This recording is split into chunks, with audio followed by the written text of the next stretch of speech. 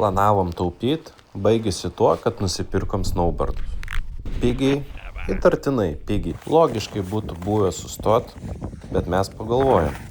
O jeigu dar pridėjus jėgą iš dangaus? Tai taip ir gimė geniali kvaila idėja – snowkitingas. 0 patirties, 100% pasitikėjimo savimi.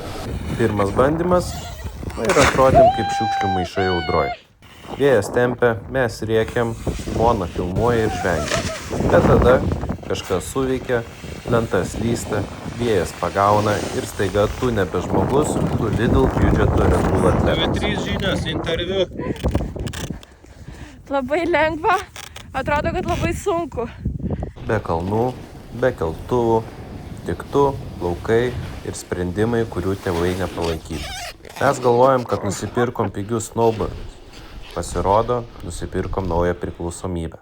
Jei matot mus skrendančius per laukus, ne, mums viskas gerai, mes tiesiog taupom.